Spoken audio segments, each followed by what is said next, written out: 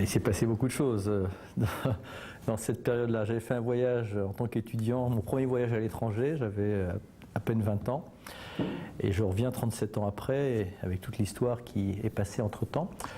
Quand on débarque comme ça à Beyrouth 37 ans après, on voit que l'urbanisation a proliféré, que la ville s'est étendue et que la ville a été reconstruite. On a changé d'échelle. Voilà. Je dirais que le rapport de force entre la nature et la ville a probablement un peu changé.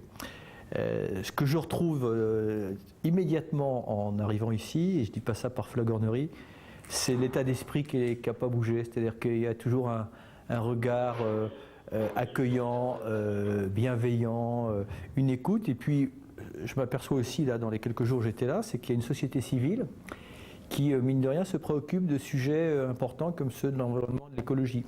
Alors justement, vous avez eu l'occasion de rencontrer des ONG, des militants durant votre séjour. Quel est un peu le bilan que vous faites de ces rencontres ? Il y a un bilan positif, c'est qu'il y a des gens qui se préoccupent de cela, qu'il y a des initiatives en matière de réhabilitation, de protection, d'éducation à l'environnement. Il y a des gens créatifs, courageux. Le sentiment aussi que j'ai, c'est qu'ils se sentent un peu isolés. Isolés peut-être par rapport à des interlocuteurs politiques, un peu isolés dans la société, ils ont le sentiment parfois de se battre tout seuls, alors que c'est un sujet d'intérêt général, parce qu'ils ne se battent pas simplement pour protéger la nature, ils se battent pour essayer de donner une qualité de vie meilleure à tous les Libanais d'aujourd'hui et a fortiori de ceux de demain. Justement, est-ce que citoyenneté et environnement vont de pair à votre avis ? Non seulement ça va de pair, mais c'est même un corollaire. Enfin, on ne peut pas se prétendre être citoyen et on ne peut pas se prétendre être humaniste si on pense pouvoir s'affranchir de la nature. L'humanisme, un des critères d'humanisme, c'est la protection de la biodiversité dans toute sa splendeur et que l'homme ait conscience qu'il fait partie de la nature et qu'il ne peut pas se séparer de la nature. Voilà.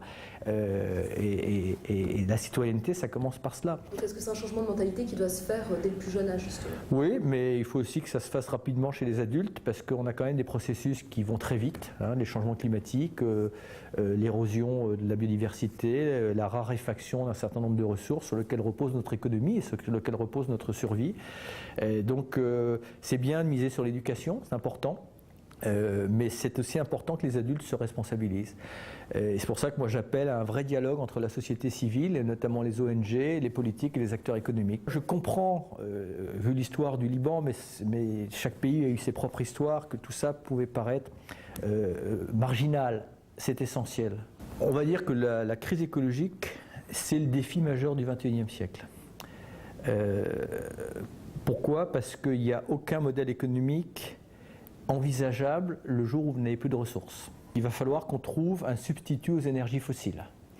Et donc il faut développer notamment les énergies renouvelables, mais également donner des moyens à la recherche pour trouver d'autres énergies. Ça se joue dans ce siècle-là.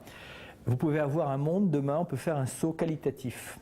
Un monde qui partage ses ressources. Un monde qui protège ses ressources.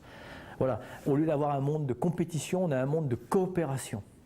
Alors ça vous paraît des mots, mais c'est très important. Là, on est dans un monde qui pille, qui gâche et qui concentre les richesses au profit de quelques-uns seulement. Donc la crise écologique va nous donner une occasion probablement de régler aussi, si on s'y attaque, la crise sociale et les inégalités.